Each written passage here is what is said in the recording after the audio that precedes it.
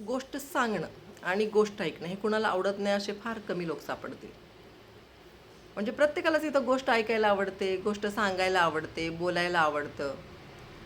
काही आधीच्या जमान्यामध्ये राजा राणीच्या गोष्टी होत्या, आता तुमच्या स्पायडरमॅन, सुपरमॅन अशा पण गोष्टी आहेत. पण गोष्ट न ऐकणारी मुलं पण नाहीत, किंवा त्यांना जर गोष्ट सांगायला बसलं तर मुलं कम्प्युटर आणि मोबाईलपासून पण लांब येतील.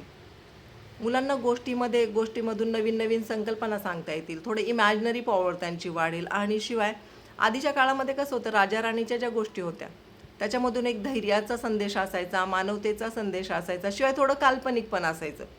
म्हणजे सारंच जग रटाळ आणि प्रॅक्टिकल आहे असं नसायचं. तर काय असायचं ते बाबा, राजा असायचा किंवा उडता घोडा असायचा, कधी कधी काही म्हणजे इमॅजिनरी काही असायचं. त्यामुळे मुलांची कल्पनाशक्ती वाढायची, मुलं इमॅजिन करायची आणि आतासारखं मोबाईल आणि कम्प्युटरमध्ये अडकून नाही राहायचे. संध्याकाळ झाली की मस्त आजी आजोबा बसून गोष्टी सांगायच्या. घरातलं कोणी मोठं असेल ते ओट्यावर बसायचे, अंगणात बसायचे, मुलं गोळा करायचे, शेजार पाजारची पण मुलं यायची आणि सगळे एकत्र येऊन मस्त मस्त गोष्टी सांगायचे. मग ते काही असू दे, अगदी गुलबकावलीची गोष्ट असू दे, किंवा राजा राणीची गोष्ट असू दे, किंवा राजांची गोष्ट असू दे, किंवा उडत्या पर्यांची गोष्ट असू दे. म्हणजे परीचं राज्य होतं, यक्षांचं राज्य होतं, शिवाय जादूचं होतं सगळं काही, म्हणजे जादूचं सुद्धा राज्य होतं. अशा प्रकारे मुलं रमून जायची त्याच्यामध्ये. मग त्यांना काही गरज नाही वाटायची की आता मी मोबाईल पाहायला पाहिजे, आता मी कम्प्युटर पाहायला पाहिजे आणि त्याच्यामुळे माझे डोळे खराब व्हायला पाहिजेत, असं काही नव्हतं.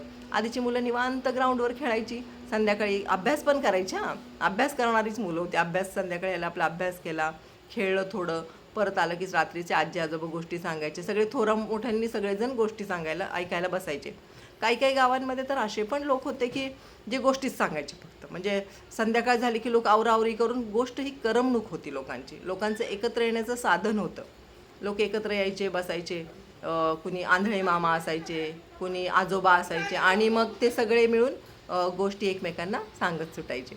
त्या गोष्टी सांगितल्यामुळं काय व्हायचं तर मुलं पण रमून जायची, मोठी माणसं पण रमून जायची आणि त्याच्यामुळं दिवसभराचा जो थकवा आहे, दिवसभराचा जो कंटाळ आहे, तो आपोआप निघून जायचा आणि मुलं जास्त आनंदी व्हायची. तर मला गोष्ट सांगणं तर जास्तच आवडतं आणि ऐकायलाही अजून आवडतं. माझ्या मुलांनाही मी गोष्टी सांगूनच हे केलेलं, वाढवलेलं आहे. तर आजपासून आपण एक नवीन चॅनल सुरू करतो आहोत, गोष्ट सांगायची. लहान मुलांसाठी, मोठ्यांसाठी, सगळ्यांनी बसून ऐकलं तरी काही हरकत नाही. पण हे गोष्टीचं चॅनल सुरू करतो आहोत आपण. त्याच्यामध्ये आपण मराठी कथा आहेत, सांगीवांगी कथा आहेत, काही माझ्या कथा आहेत. या सगळ्या लहान मुलांसाठी उपयुक्त कथांचा आपण एक चॅनल सुरू करतो आहोत. या चॅनलवर तुम्ही लहान मुलांना पण ऐकू शकता. सगळ्यांच्या याच्या लेवलच्या गोष्टी असणार आहेत, सर्व प्रकारच्या गोष्टी असणार आहेत.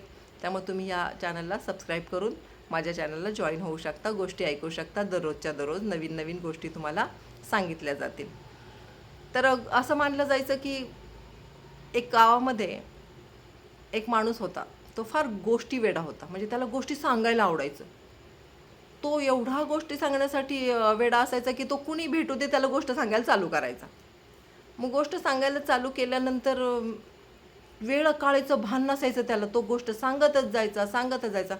समोरचा चांगला भेटला तरी किती ऐकणार ना, ऐकून ऐकून तो कंटाळून जायचा समोरचा ऐकणारा. मग त्याला फार कंटाळा आला त्या गावात राहण्याचा. तो म्हणाला की बाबा मी अशा माणसाच्या शोधात जाईल की ज्या ठिकाणी मी गोष्ट सांगायला जेव्हा चालू करेल त्यावेळेस त्या माणसाने न थकता ती गोष्ट ऐकायला पाहिजे. आणि मग तो असा फिरायला लागला देशभर, प्रवास करायला लागला की कुणी ना कुणी असा असेल की जो मला हुंकार देईल.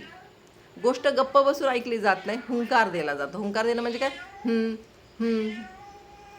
तर हुंकार देणारा जर असेल समोर, रिस्पॉन्स देणारा जर समोर असेल तर गोष्ट सांगणाऱ्याला पण जास्तीत जास्त मूड येतो.